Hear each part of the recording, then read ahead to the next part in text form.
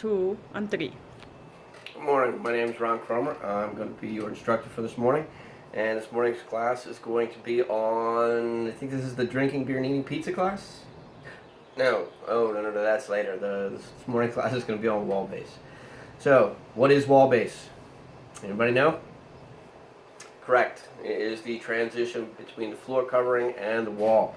Wall base comes in a lot of different sizes, a lot of different colors, a lot of different lengths. Basically, it's all installed the same way. So what we're going to learn today is we're going to learn how to install it. We're going to do this in 4 steps or 4 parts. The first part is we're going to teach you how to form inside corners in straight base. Okay. When we're done here today, what you're going to know, we're done here this morning, what you're going to know is you're going to know how to score and break to make an inside corner. You're going to know how to scribe to make an inside corner. You're going to know how to put the glue on and how much glue to put on this inside corner. Basically, what's going to happen is I'm going to give you about a 5-minute demonstration here. Then you guys are going to go out in the shop for about 30 minutes and you're going to practice. You're going to do whatever you need to do with the base in order to be comfortable with it. Then you're going to make the most awesome, most wonderful, greatest corner you could possibly make. Okay? After that, we're going to go around and we're going to grade them. I'm going to tell you how it looks, make sure that it's acceptable. Basically what we're going to grade on is we're going to grade on overall look. We're going to grade on how much adhesive's on there. Did you get the adhesive to within 1/4 of an inch of all sides like the manufacturer wants? We're going to look at the fit of the corner. Is the corner nice and tight? There's no bubbles, no peaks, no voids. Then we'll give you a grade. I'll tell you how you can improve your grade in the future. We're going to do this 3 more times after this, basically with the outside corners and with cove base. Why do we need to know this? Well, we need to know this because this is how we finish off most of our jobs. Even if we don't install a floor covering, there's concrete areas that get base. We install that.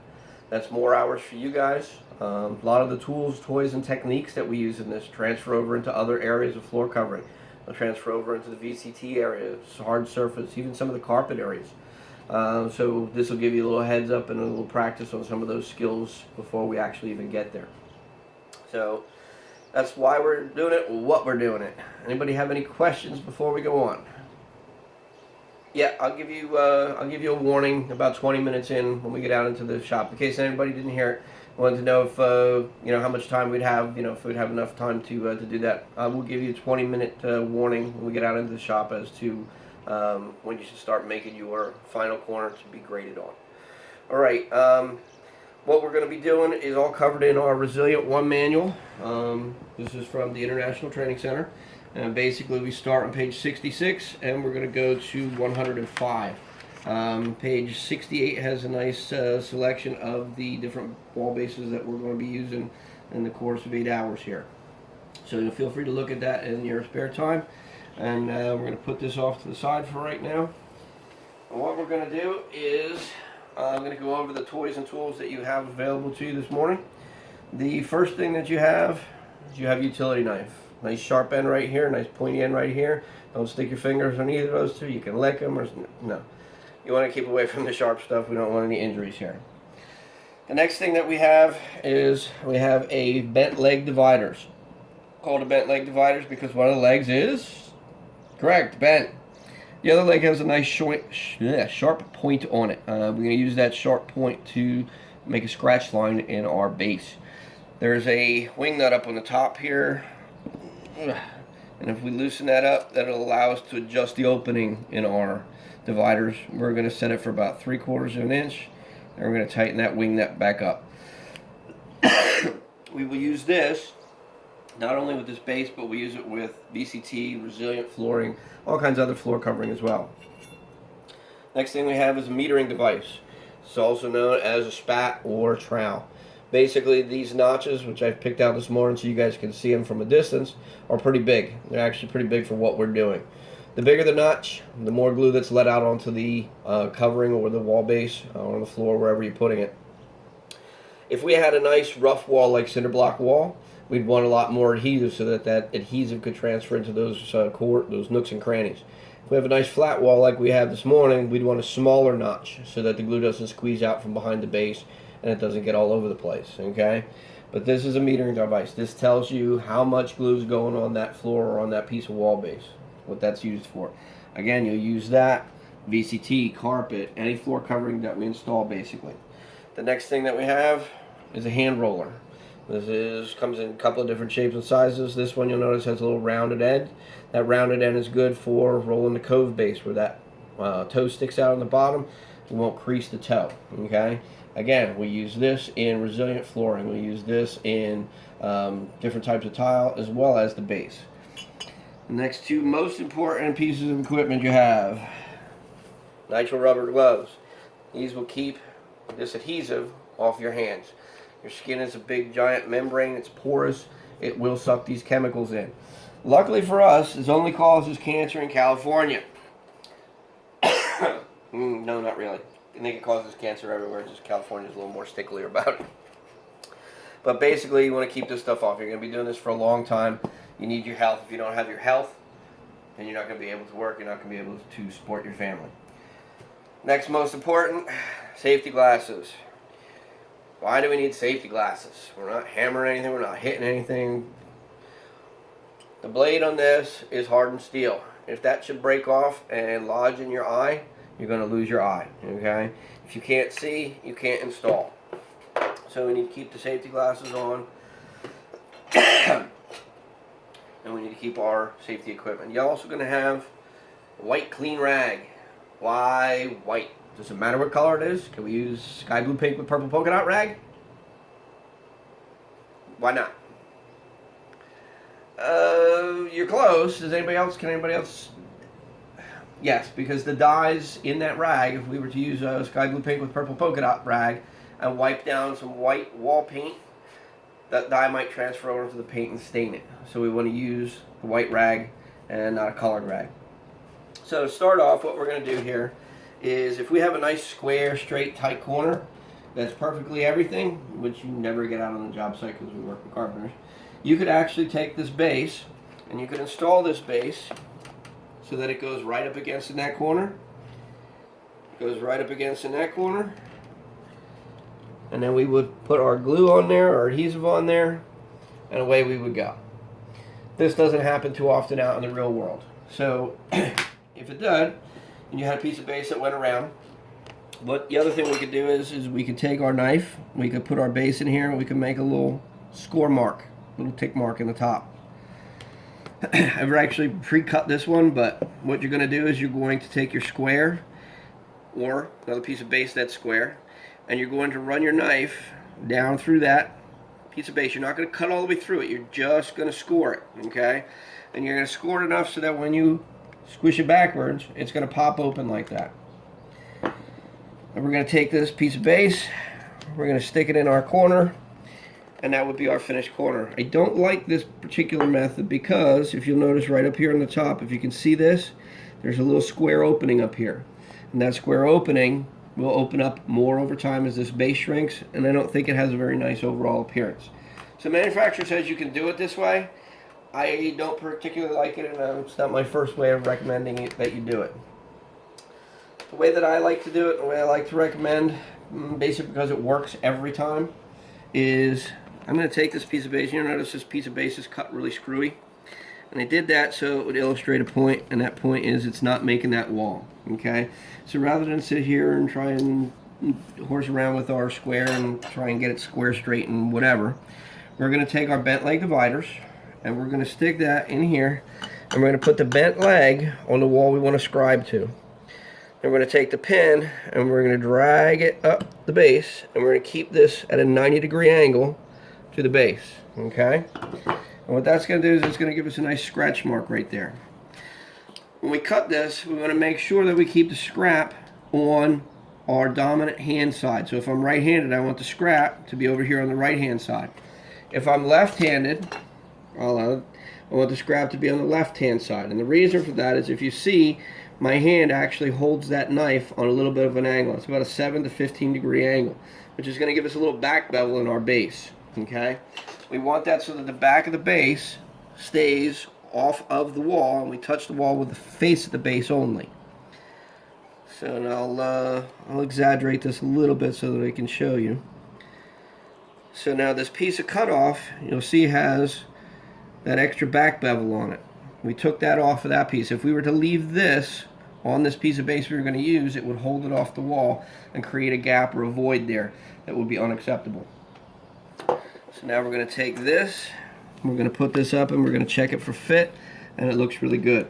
Now when we put this base up, what we want to do is we want to slide it in and stand it up. Okay?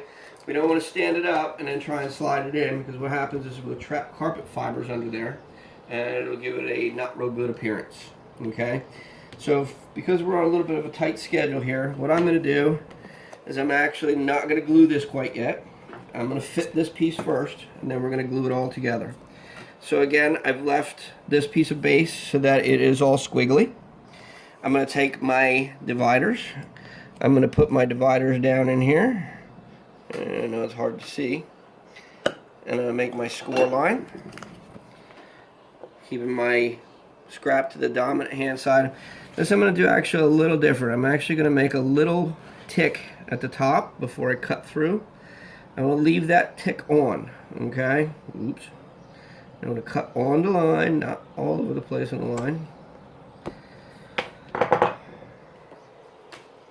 Now the reason that we've left that little tick on the top, I don't know if you can see that one real good. I have another one here. Exaggerates it. There's a little tick on the top there. And what we do that for is so that when we put our base up,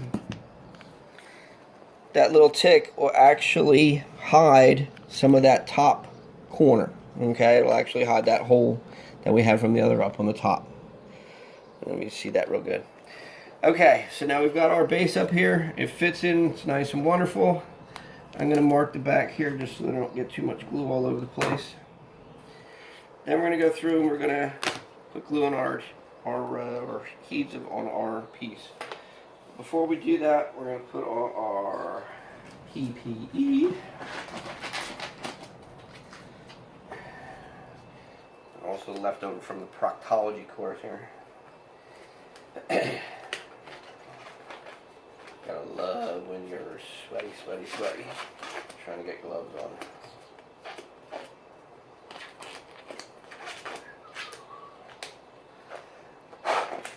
Alright, so we got our gloves on. We're going to take some of our adhesive, and we are going to spread our adhesive out. You want to get this adhesive within 1/4 of an inch of all these edges. Okay, this is our line for our wall there. I'm going to be careful that you don't slop this all over the floor or all over the wall. And if you do, clean it up right away. Oops. So that's that one. And then we're going to go here. Oops. A lot of oopsing going on over here.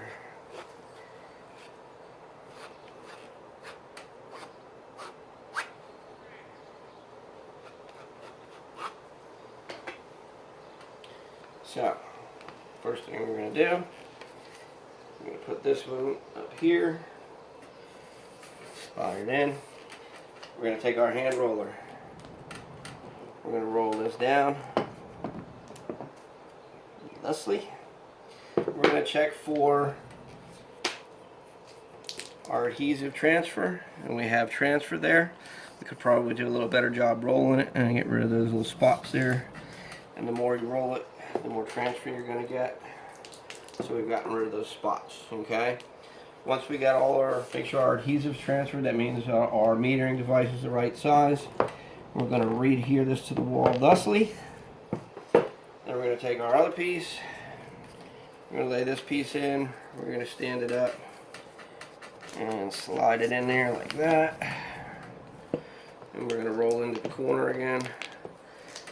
And we're going to take our rag, wipe off any excess or squishy parts. Oops.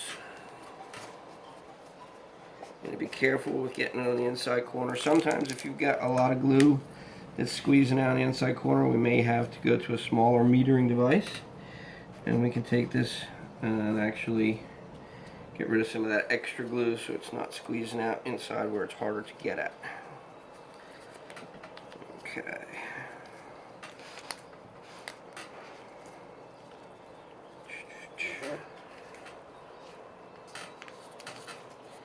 Take our roller, roll that up. Viola, a corner. Alright, so now what we're going to do is you guys are going to go out in the shop. You got 30 minutes to practice and play, and I'll give you the heads up at about the 20-minute mark and we'll grade them up. Fast forward 30 minutes. Alright, we are done. You guys all got good grades. You guys all did awesome. What do you guys think? Something that is pretty easy or difficult? What'd you learn out there? You learned that you had to roll things. How many of you have ever seen a journeyman roll their base up? No, most of them out there, they're taking this little white rag and going, and that's all the pressure. So what happens if we don't roll it? We don't get proper adhesive transfer, right? We could get some bubbles. Could look like cottage cheese, correct? Is it going to fall off and end the world? No. But if you roll it, does it take that much longer, if at all? Nope. Does it make it look better? Yes. So why not take the extra half a second and make it look good? Beyond that, what else did we learn? Most important lesson for today. We learned how to scribe something. We learned how to use the dividers to scribe things. We could take this same knowledge, use it on a door jamb, use it on a drain, use it on a lot of different things, and it will transfer over into your floor covering trainings as well. So this is probably the most important takeaway from today.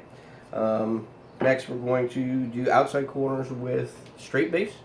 Before we go there, does anybody have any questions on what we've done so far? Anybody? So the next one we could do all perfect. Good, good. Is there anything I can do to make this better or easier? The lighting good? The sound's good? Okay. So now what we'll do is we'll move on to outside corners in straight base. That concludes my video.